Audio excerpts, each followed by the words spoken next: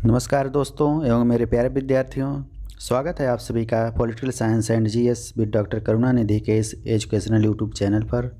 मैं doctor Karunanidhi, assistant professor political science.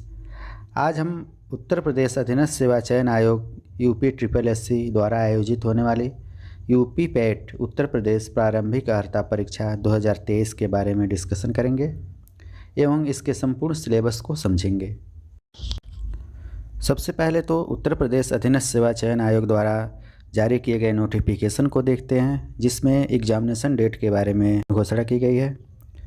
इसका notification है आयोग के विज्ञापन संख्या 07 परीक्षा 2023 प्रारंभिक अर्हता परीक्षा पेट 2023 से संबंधित समस्त अभ्यर्थियों को एतद द्वारा सूचित किया जाता है कि प्रश्नगत विज्ञापन की लिखित परीक्षा का आयोजन दिनांक 28/10/2023 शनिवार व 29/10/2023 रविवार को किया जाना प्रस्तावित है।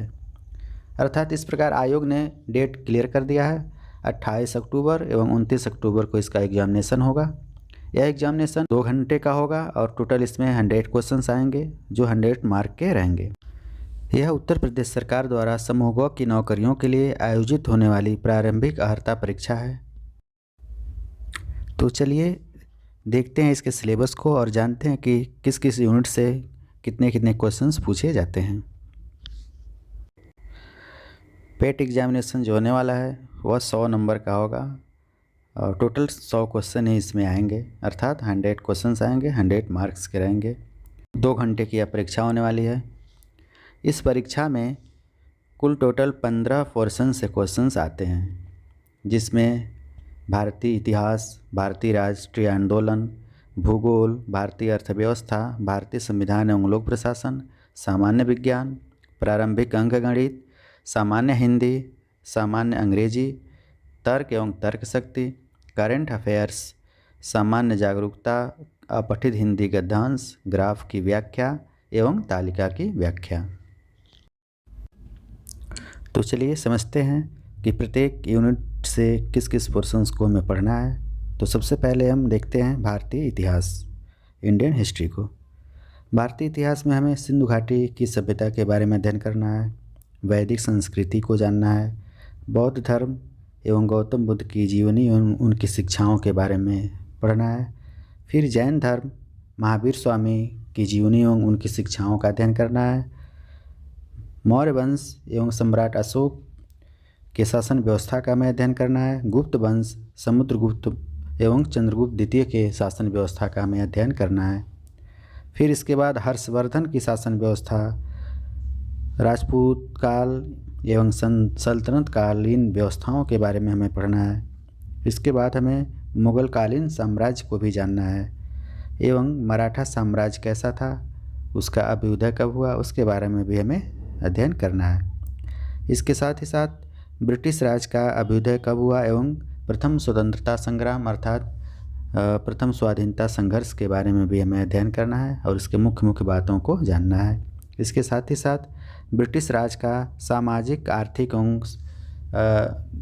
सामाजिक आर्थिक प्रभाव हमारे जीवन पर क्या पड़ा, इसके बारे में भी हमें अध्ययन करना है। तो इस प्रकार इतिहास में इतनी चीज़ों को हमें जानना है जिससे क्वेश्चंस बन सकते हैं। भारतीय इतिहास से कुल 5 क्वेश्चंस आएंगे, तो इन्हीं सभी में से 5 क्वेश्चंस रहेंगे। तो देखते हैं भारतीय राष्ट्रीय आंदोलन से किस किस टॉपिक्स पे क्वेश्चन आते हैं। इसमें है स्वाधीनता आंदोलन के प्रारंभिक वर्ष अर्थात 1857 के प्रारंभिक वर्षों में कैसे आंदोलन आगे बढ़ा और इससे संबंधित महत्वपूर्ण बातों को हमें जानना है। उसके बाद स्वदेशी तथा सविनय अवज्ञा आंदोलन के बारे में जानना है। महात्मा गांधी तथा अन्य नेताओं की भूमिका इसमें क्या रही, इसके बारे में अध्ययन करना है। फिर क्रांतिकारी आंदोलन तथा उग्र राष्ट्रवाद का उदय कैसे हुआ भारत में, इसके बारे में भी हमें जानना है। इसके साथ ही साथ विधायी संशोधन तथा ब्रिटिश इंडिया एक्ट 1935 अर्थात भारत शासन अधिनियम 1935 के बारे में हमें जानना है। इसके साथ ही साथ भारत छोड़ो आंदोलन, आज़ाद हिंद फौज तथा नेताजी सुभाष चंद्र बोस से संबंधित प्रमुख बातों को जानना है और इनका क्या योगदान था स्वतंत्रता संघर्ष में, इन सब बातों का अध्ययन हमें इस यूनिट में करना है।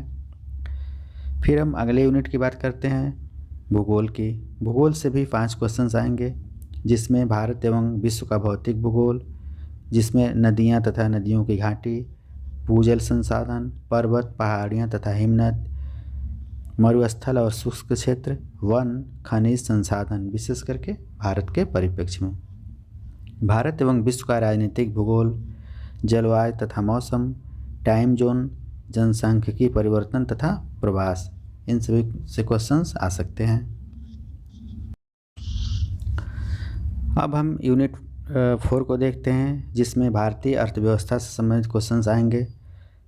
इस पोर्शन से योजना आयोग तथा पंचवर्षीय योजनाएं, मिश्रित अर्थव्यवस्था तथा विकास, हरित क्रांति, दुग्ध विकास एवं ऑपरेशन फ्लड, बैंकों का राष्ट्रीयकरण तथा सुधार। इसके साथ ही साथ वर्ष 1991 में आर्थिक सुधार तथा उसके बाद की अर्थव्यवस्था कैसी है, इसके बारे में भी हमें जानना है। वर्ष 2014 के पश्चात के आर्थिक सुधार क्या क्या हैं, उसके बारे में भी हमें अध्ययन करना है, जिसमें कृषि सुधार, ढांचागत सुधार, श्रम सुधार, आर्थिक सुधार एवं जीएसटी से संबंधित प्रमुख बातों को हमें अध्ययन करना है। इससे भी 5 क्वेश्चन ही पूछे जाएंगे। फिर हम देखते हैं भारतीय संविधान एवं लोक प्रशासन। इसमें से 5 क्वेश्चंस पूछे जाएंगे।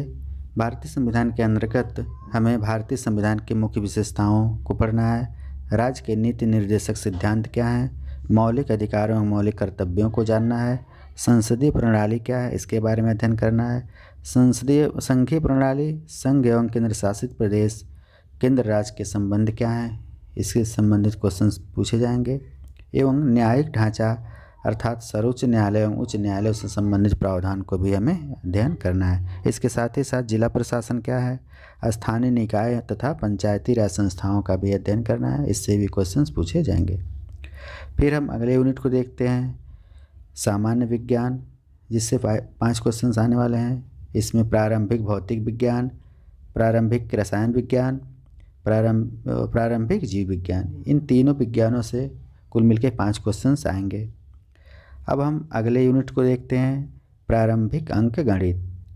प्रारंभिक अंकगणित के अंतर्गत पूर्ण संख्या, भिन्न तथा दशमलव, प्रतिशतता, साधारण अंकगणितीय समीकरण, वर्ग एवं वर्गमूल, घातांक एवं घात, औसत से संबंधित क्वेश्चंस पूछे जाएंगे। अब हम सामान्य हिंदी वाले पोर्शंस को देखते हैं। सामान्य हिंदी में कौन कौन से क्वेश्चंस आ सकते हैं, किस किस पोर्शन से। तो इसमें हमें संधि, विलोम शब्द, पर्यायवाची शब्द, वाक्यांशों के लिए एक शब्द, लिंग, उसके बाद मुहावरे एवं लौकिकतियाँ, सामान्य अशुद्धियाँ, लेखन और रचनाएँ, पद्य एवं गद्य से संबंधित क्वेश्चंस आएंगे। फिर हम अगले यूनिट को देखते हैं, जो सामान्य अंग्रेजी का है। सामान्य अंग्रेजी में अंग्रेजी व्याकरण, अपठित गद्यांश व अपठित गद्यांश पर आधारित प्रश्न पूछे जाएंगे। दोनों में से 5 क्वेश्चंस आएंगे, हिंदी से 5 क्वेश्चंस और इंग्लिश से 5 क्वेश्चंस। इसके बाद हम अगले यूनिट पर आते हैं, तर्क एवं तर्क शक्ति, जिससे 5 क्वेश्चंस ही आएंगे, जिसके अंतर्गत बृहद एवं लघु, क्रम एवं रैंकिंग, संबंध, समूह से भिन्न को अलग करना, कैलेंडर एवं घड़ी, कारण एवं प्रभाव, कोडिंग डिकोडिंग, इससे संबंधित क्वेश्चंस पूछे जाएंगे। अब हम बात करते हैं अगले यूनिट की, जिसमें समसामयिकी से संबंधित क्वेश्चंस आएंगे। समसामयिकी अर्थात करेंट्स अफेयर्स, जो कि बहुत इंपॉर्टेंट है। इससे 10 क्वेश्चंस पूछे जाने वाले हैं।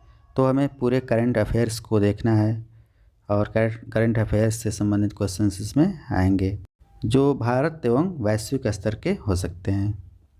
फिर हम अगले यूनिट पर आते हैं, सामान्य जागरूकता। सामान्य जागरूकता के अंतर्गत जिससे 10 क्वेश्चंस आने वाले हैं, उसके अंतर्गत हम भारत के पड़ोसी देश, राजधानी एवं मुद्रा, भारत के राज्य एवं केंद्र शासित प्रदेशों के बारे में जानेंगे, भारतीय संसद, राज्यसभा, लोकसभा और विधायिका तथा विधान परिषद की संरचना के बारे में अध्ययन करेंगे। इससे क्वेश्चंस आने वाले हैं। राष्ट्रीय एवं अंतर्राष्ट्रीय दिवस कौन कौन से हैं, इसको भी हमें जानना है। विश्व संगठन एवं उनके मुख्यालय कहाँ कहाँ हैं, इन सब बातों का अध्ययन हमें करना है।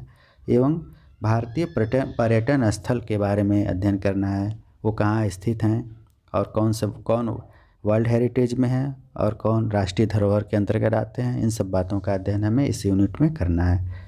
ये दोनों यूनिट बहुत ही इंपॉर्टेंट है, क्योंकि करंट अफेयर से भी 10 क्वेश्चंस आएंगे और सामान्य जागरूकता से संबंधित भी 10 क्वेश्चंस आएंगे। अब हम अगले यूनिट को देखते हैं, जिसके अंतर्गत 10 क्वेश्चंस आएंगे। ये यूनिट है अपठित हिंदी गद्यांश का विवेचन एवं विश्लेषण, जिसमें 2 गद्यांश रहेंगे, दोनों को पढ़ के उसका आंसर देना है, जो 10 नंबर के रहेंगे। फिर हम अगले यूनिट पे आते हैं, ग्राफ की व्याख्या एवं विश्लेषण। इसमें 2 ग्राफ दिए रहेंगे, उन दोनों ग्राफों का विश्लेषण करके प्रश्न का उत्तर देना रहेगा। ये 10 नंबर के आएंगे क्वेश्चंस। फिर हम लास्ट यूनिट पर आते हैं, तालिका की व्याख्या एवं विश्लेषण, अर्थात तालिका की व्याख्या करना है, उसका विश्लेषण करते हुए उस क्वेश्चंस का आंसर देना है। इससे भी 10 क्वेश्चंस आएंगे। यह यूपी पेट के पूरे सिलेबस का डिस्कशन था, जिसको हमने आपको समझाया।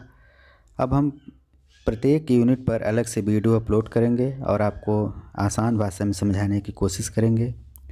तो हमें उम्मीद है कि आप इसका लाभ ज़रूर उठाएंगे। अगर हमारा चैनल आपको पसंद आए तो इसको सब्सक्राइब करिए, लाइक एवं शेयर करिए और बेल आइकन्स को प्रेस करिए, जिससे कि आने वाली वीडियो का नोटिफिकेशन आपको आसानी से मिल जाए। मिलते हैं अगले वीडियो में, तब तक के लिए नमस्कार।